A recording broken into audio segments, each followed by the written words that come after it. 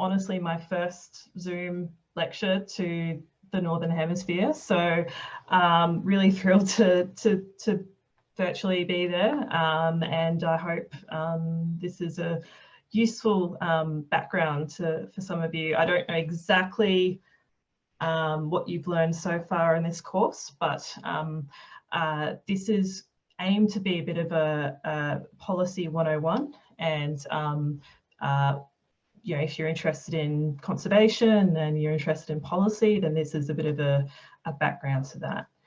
So I'm gonna, yes, can everyone see the slide that says why learn about policy? I think, yes, Marian's nodding, wonderful.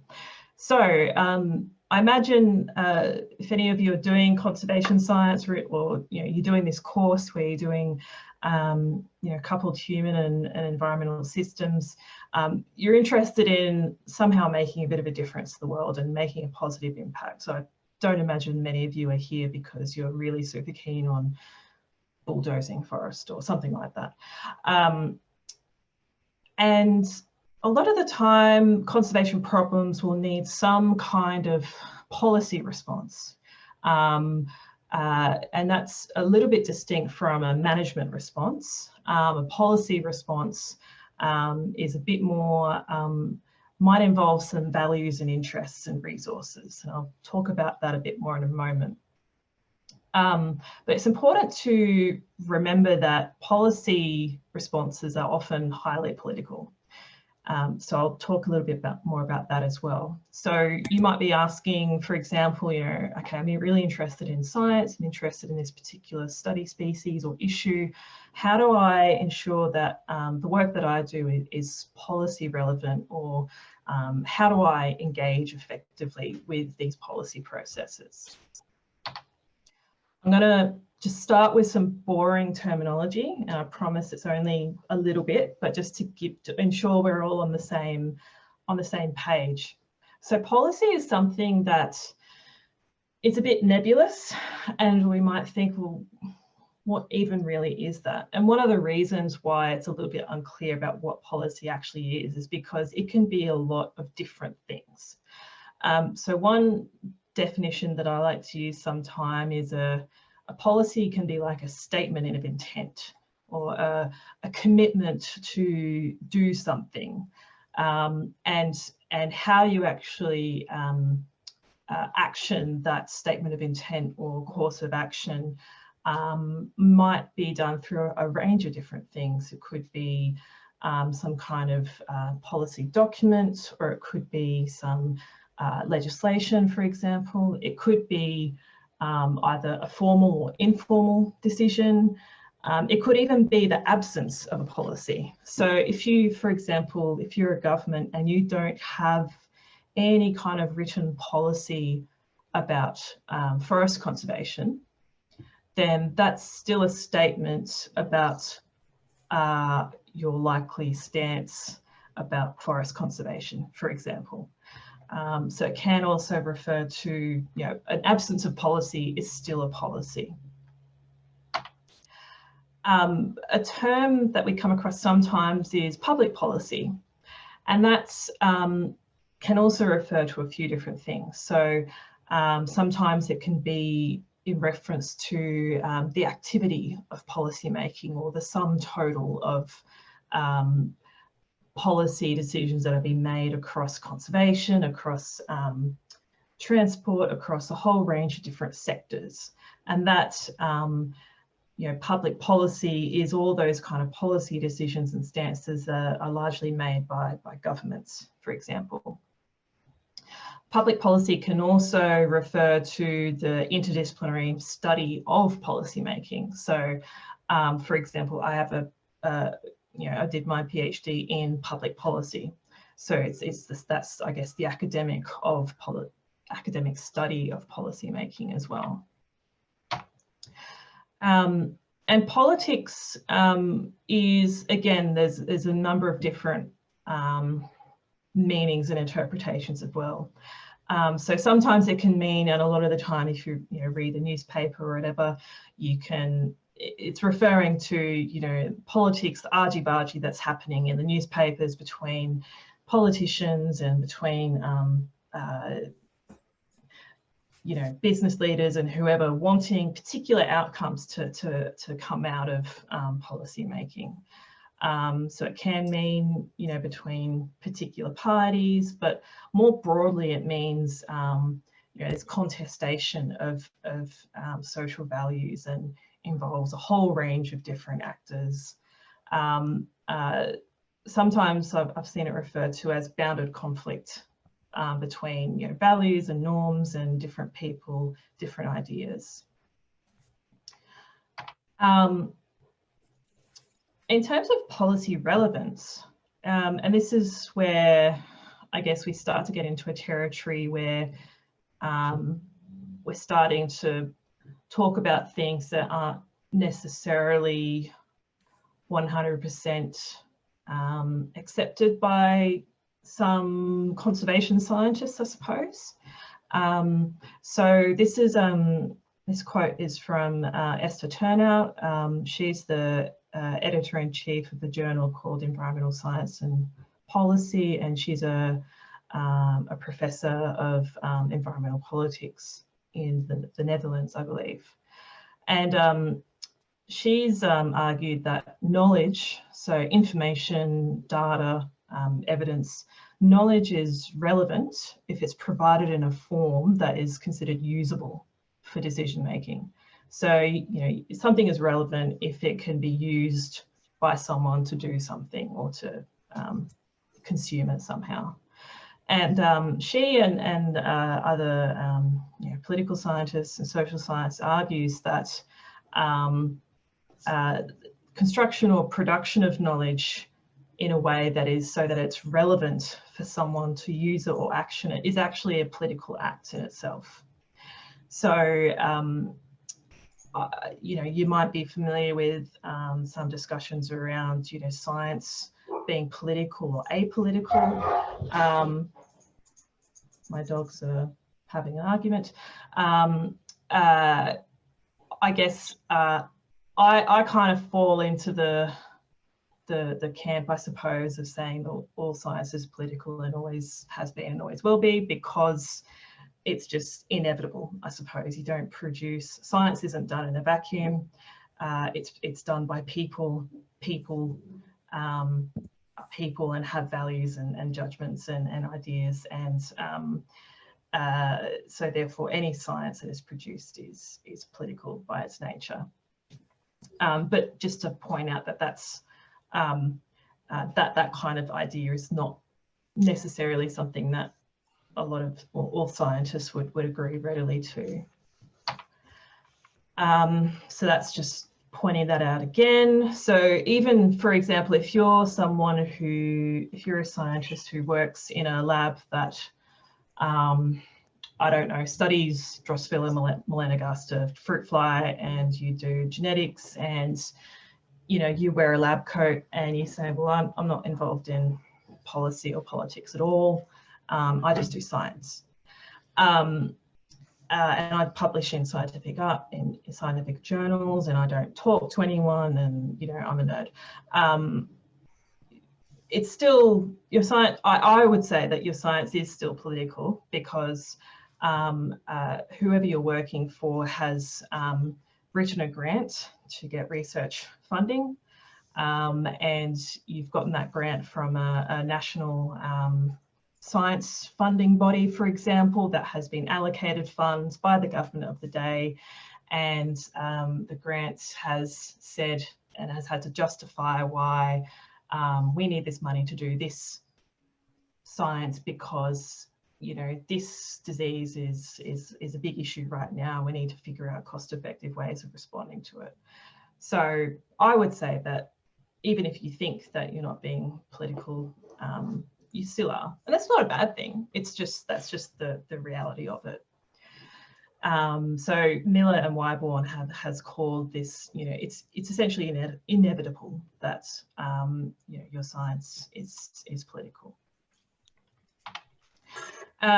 If you want to dip your toes into this debate, Here's a smattering of examples in conservation journals.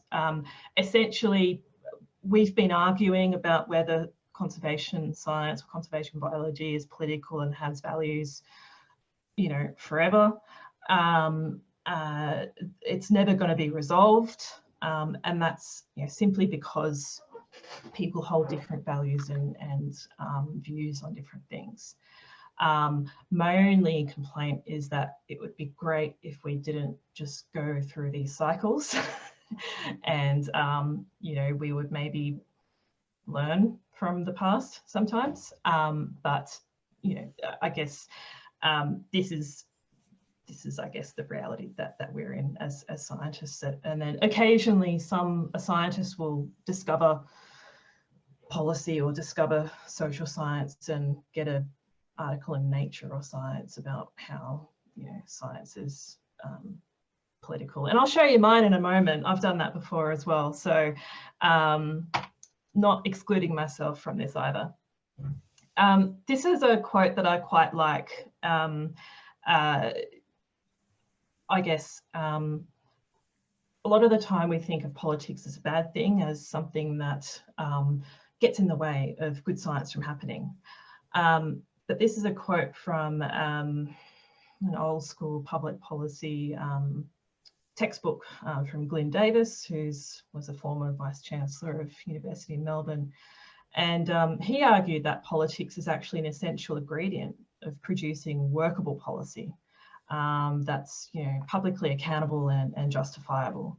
And he says that we're completely unable to combine values, interests and resources in ways that are not political. So politics can be a dirty word, but it's actually part of living in a democracy. So a lot of the time, and even either if you're looking at a science journal or even if you're looking at policy textbook sometimes, so that circular diagram is from a textbook, and we get this kind of nice idea that policy making is either this neat linear process where, you know, you chuck some facts into the tunnel and it spits out effective policy or practice, or it's this, okay, well, first we got to go and consult and then we got to do this and this kind of generally that it's nice to have models of how things might work in theory, but that is not usually how things go in practice. I'm going to skip those words, you can have a look at that later, but I think this image kind of more sums up what policy making is like in practice. It's you know, this is the original. I did try quite hard to find the original quote, and I think this is the original quote, but I think the slightly more modern quote is, you know, policy making is like making a sausage. You just don't really want to know how it's made, because if you see it being made, it's just like, ugh, I don't really want to know about that.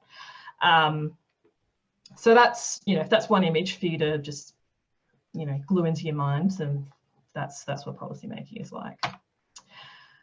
I'm going to talk through some examples because I think you've had enough text. I apologise, my slides are very white and boring, but the next few are just going to have lots of pictures, apart from my nature paper. So this was one that where we essentially used a lot of words to say, actually, science and policy is political.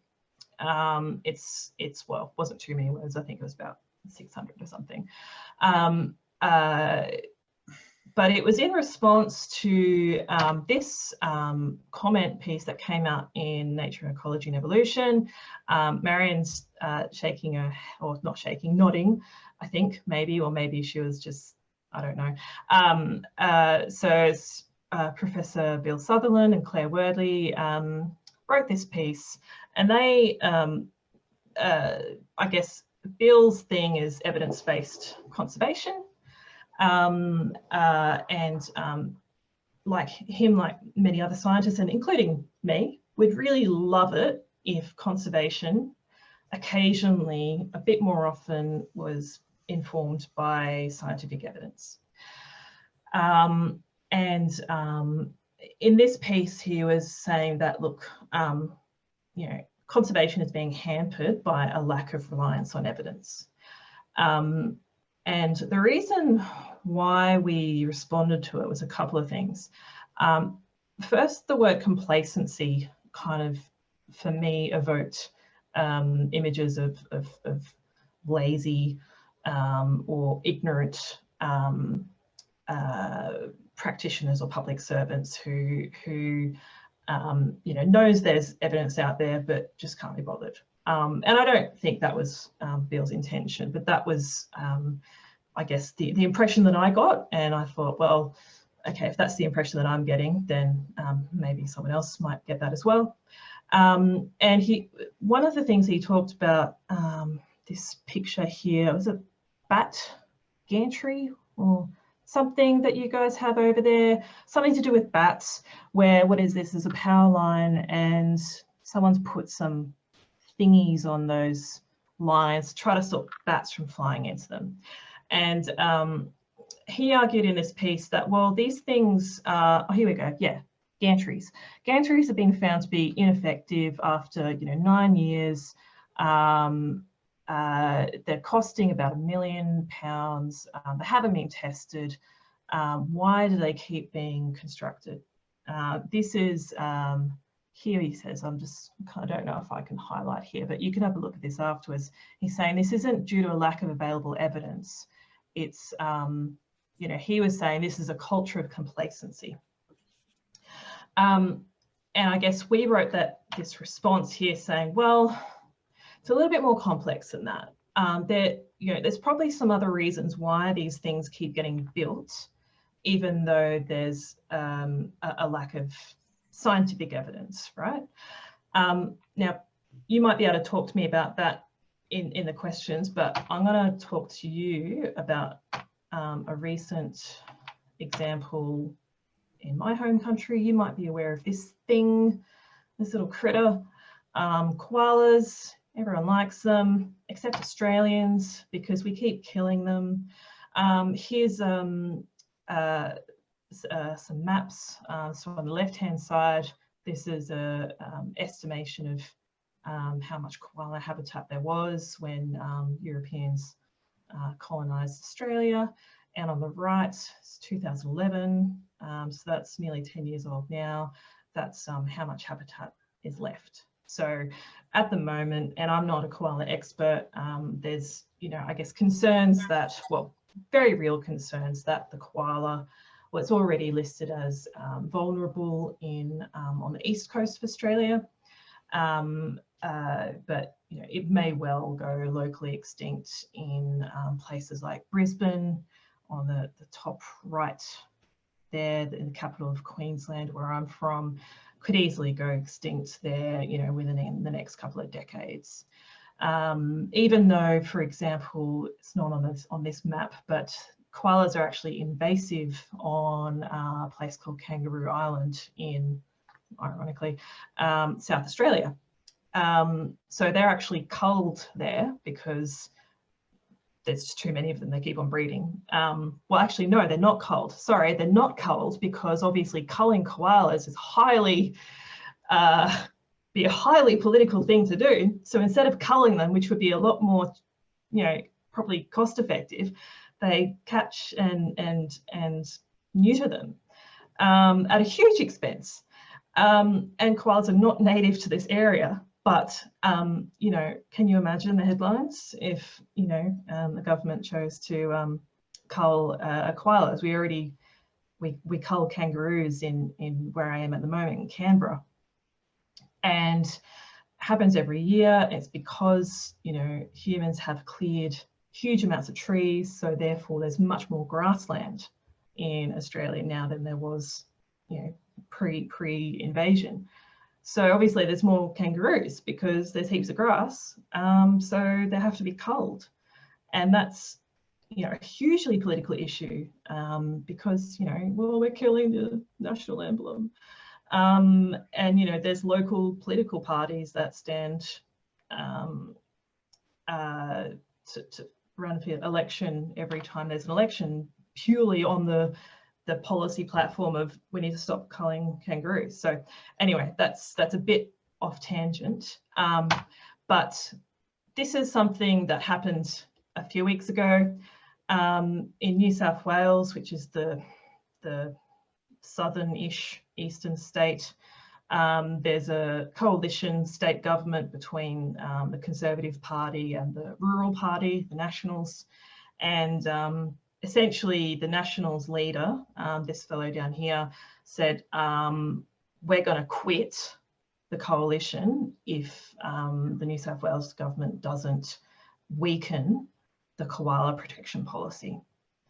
So you can imagine the headlines. You know, hashtag koala killer was trending, and it was, you know, essentially the constituents that this Nationals leader represents are rural people, farmers who, you know, don't like being regulated. They don't like being told what to do. They're frustrated by red tape, green tape, and they think that the policy that was meant to protect koalas was too restrictive.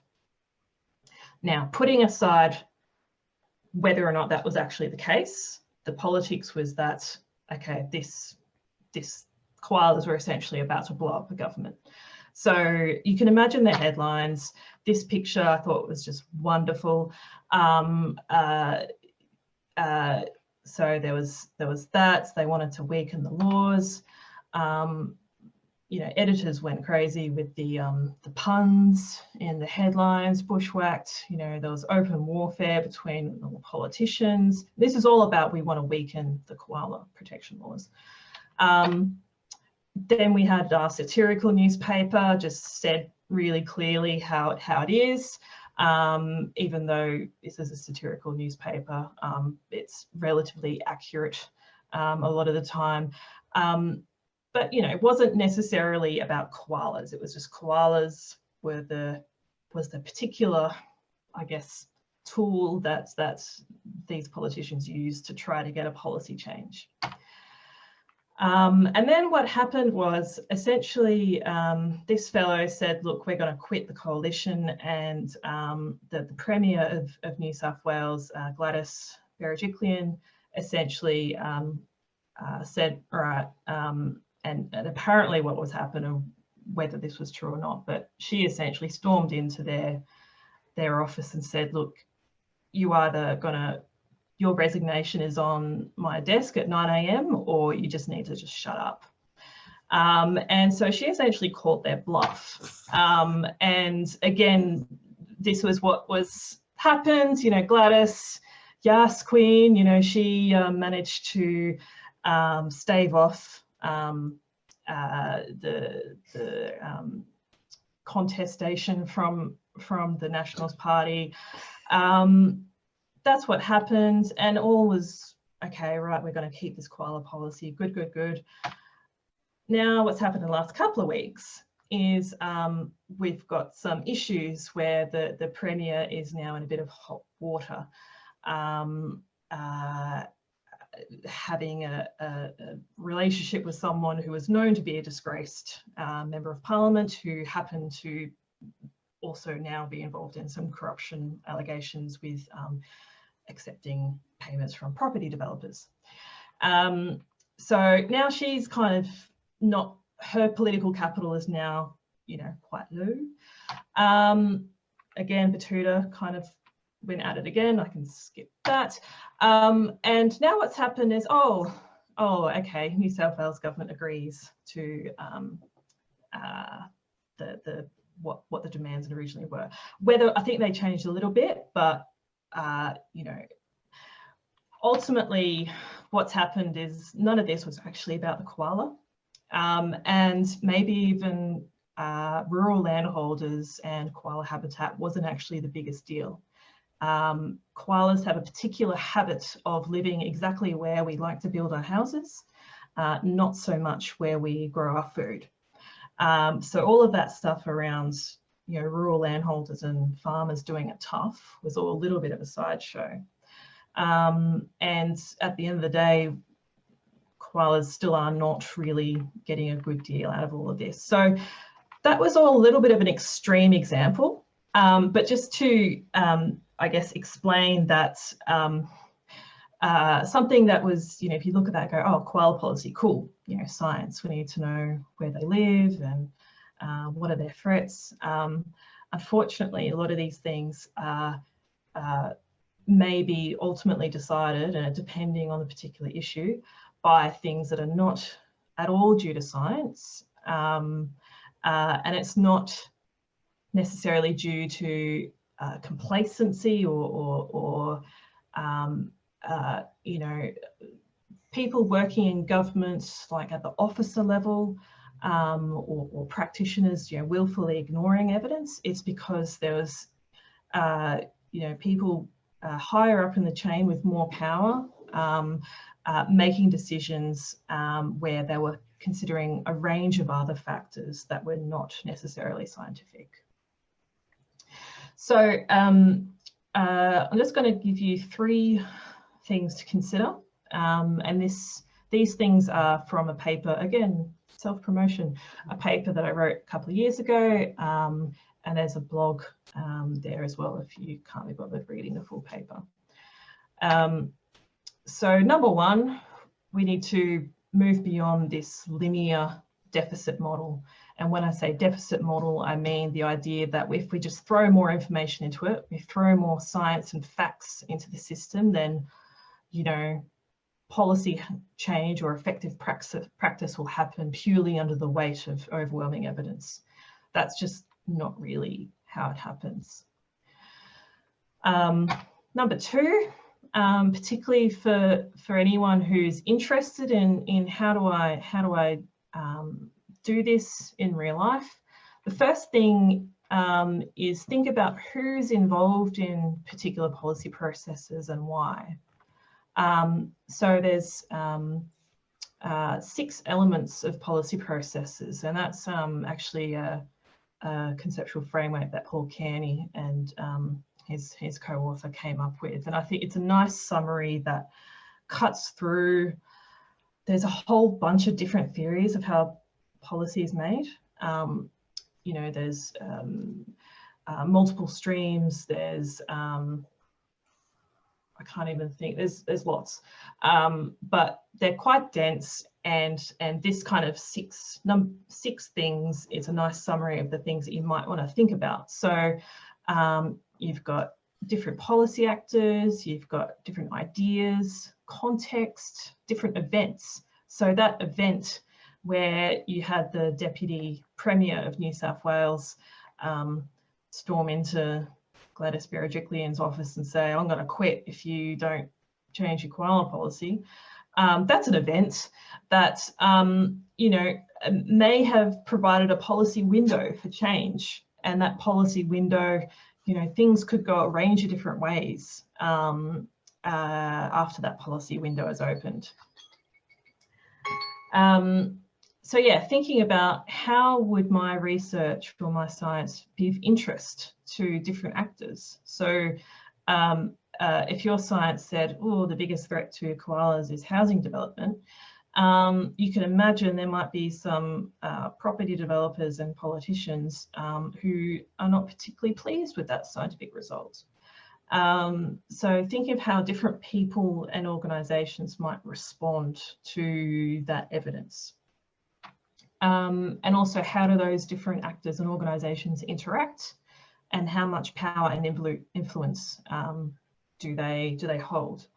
One thing I was going to mention at the beginning was I told you the koala wars, the current koala wars in New South Wales, but in Queensland, the state that I'm from up north, koalas, you know, they suffer the same issues, you know, housing and habitat loss are the main threats. Now, because koalas, you know, nobody really wants to kill koalas, but people also really want to live in big houses and they want to live near the cities and the coast. So you do kind of have this cognitive dissonance in terms of people love koalas, but, you know, they also don't really want to know that how we live actually threatens them. So I guess Queensland politicians have to not only grow the economy and build more houses, but they need to look as if they're protecting the koala. So what happens, and I've worked in the Queensland government, is that basically any money that you get allocated in the Environment Department to do threatened species conservation, you can only really spend it on koalas.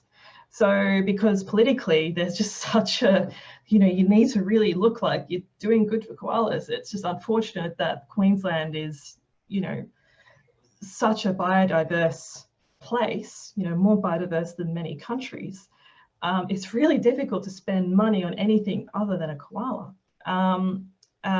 So that's just another, I guess, I'm not blaming koalas, I'm just saying that that's how it is.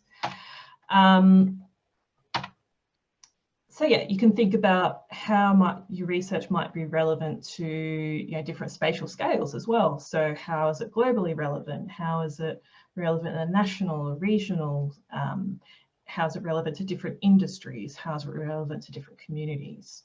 And you might have be relevant to a particular issue or species or sector. So think about all those different factors. And just to wrap up a little bit, the third thing I want to say is that policy impact can rely on lots of different things. And when I say policy impact, I mean, hopefully at some point it'd be great if maybe some of the work that you do has a positive influence on the world and policy. So Marion and I were talking about biodiversity offsetting right at the beginning of this lecture. And that's something I've been working on 10 or so years. And in particular, I was helping to develop a policy, an offset policy in 2011, 2012. And, I thought, oh, great, my science is being used. This is wonderful. And, I learned a lot through that process and since then, because it's made it clear that I was maybe a little bit naive, and I think we're all a little bit naive actually, in that we thought that if we came up with this easy, simple, rational tool that could easily come up with how to calculate offset requirements, it would just be so easy and common sense that it would, well, we didn't necessarily think it would solve offsetting, but we thought it would do better than it has, which it hasn't really changed an awful lot.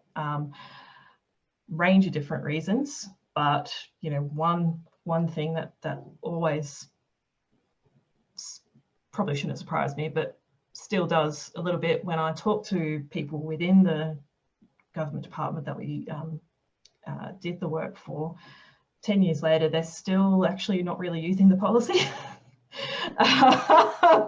which is a little bit depressing. I'll touch on that in a moment, but relies on lots of different things, multiple forms of knowledge, not just science, but local knowledge, traditional knowledge, contextual knowledge, a lot of luck and persistence. So, don't expect things to happen overnight.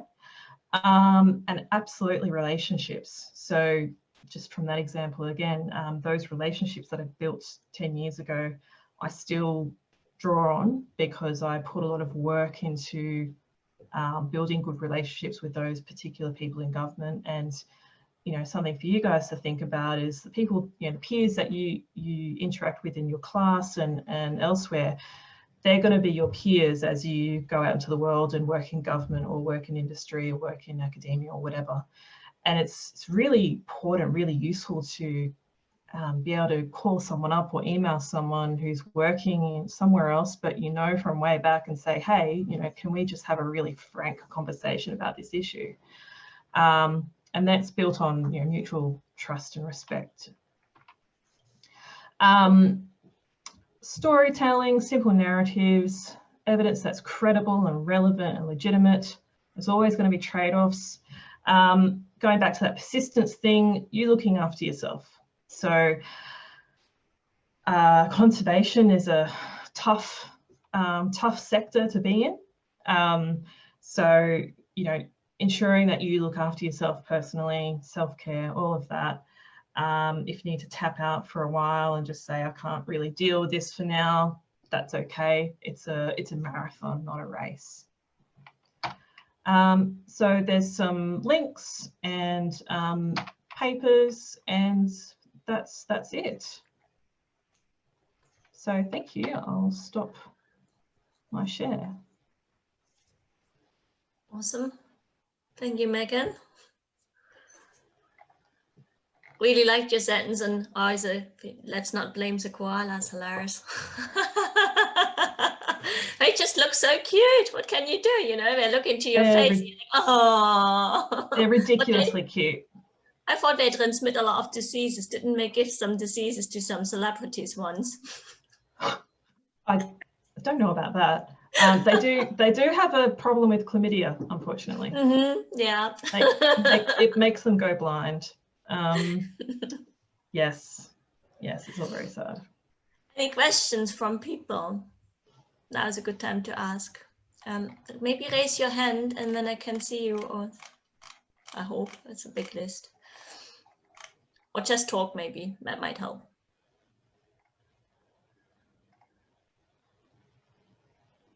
Everyone's shocked. I've got a question. Good.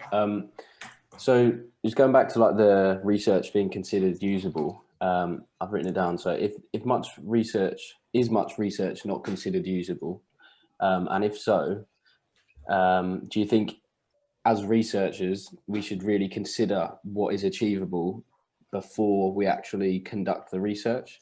So effectively rather than making science more political, making politics more scientific, if you know what I mean. It's almost like swallowing your pride and selling your soul to get your science out there. But well, see that's a danger as well, because I think we need to be just mindful that there are risks and trade-offs going both ways. So for example, I was involved in a process recently, another one of these highly depressing kind of policy committee kind of things. And part of what we were meant to be doing is looking at national environmental laws in Australia, and the person who was leading this committee was trying to essentially say, look, our recommendations, we need to make sure our recommendations are feasible before we make them public.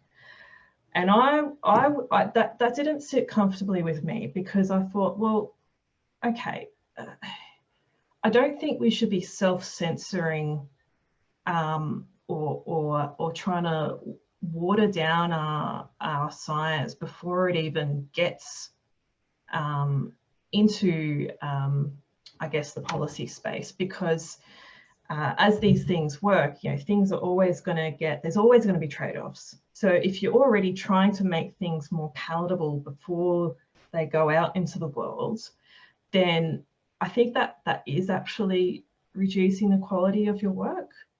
So it's not, when I say making sure your policy or your science is relevant, it's not necessarily changing your results or weakening them somehow. It's more about how do you communicate and how do you communicate that work, and it's how do you communicate to different audiences? What kind of methods could you use to quote unquote sell that message, I suppose? Are there simple narratives or stories that you can use? So, you know, you've got your science, but you're not necessarily changing the numbers. That's actually not good. It's more about how do you actually communicate what is there in a way that connects with different people. So as an example, with the koalas one, for me, I'm not across the detail, honestly not across the detail of those particular, that particular policy. I think it was all just a bit of a political mess. Now, farmers are under pressure. They do deal with a lot of complex policy and regulation. And I do think it's unfair that I guess they might be disproportionately affected by a policy that if it was a coastal property development, it might be the kind of thing where that development might just simply get an exemption because of the amount of money it would make, or it's in a particular electorate with a particular sitting member, you know. So, you know, there's a grain of truth in all of these issues, and I try to see it from the perspective of how different people might feel and what kind of values and issues they're facing. You know, farmers are in drought, they're facing climate change, there's you know, complex social, cultural norms where they feel like they're being told what to do all the time. So trying to understand where they're coming from and then try to find a common place. So if I were wanting to, if I was in charge of that policy, or I had the power to kind of wave a magic wand and try to fix things, I would want to say, well, okay, well, you are protecting habitat on your piece of property. Maybe you need some financial assistance or financial support to be able to do that, rather than simply being told you can't clear that. Does that answer your question a little bit? Yeah, I'd say I agree with you, yeah, well, no, I do agree with you, but I'm just thinking, like, at what point, like, at what moment in time do we really need to say, okay, this whole approach isn't really working. If you can't beat them, cheat them. Do you know what I mean? Like, and get political, because yeah, well, yeah. Look, it's selling your soul. But if you say policy, what is it? Your policy after 10 years, it hadn't been used. I can't. Yeah, well, it's kind of being used, and in response, and as much as this might sound like a cop-out, it is quite personal in terms of how you might respond, and everyone might want to take a slightly different pathway. So I've taken the pathway of being in academia because I feel like it suits my personality and how I work. And I feel like I can have the most amount of influence working from where I am than, for example, that compared to when I was working within government. That for me, it was an entirely personal decision. It was, you know, I just wasn't working well in government. My mental health wasn't very good. I found it very frustrating. It didn't suit my work style. Whereas for others, it does, and it will. You might be most effective or get the most joy out of working as an environmental consultant, or working within industry, or working with farmers directly. It all depends on your own personal values and interests and your own personal pathway.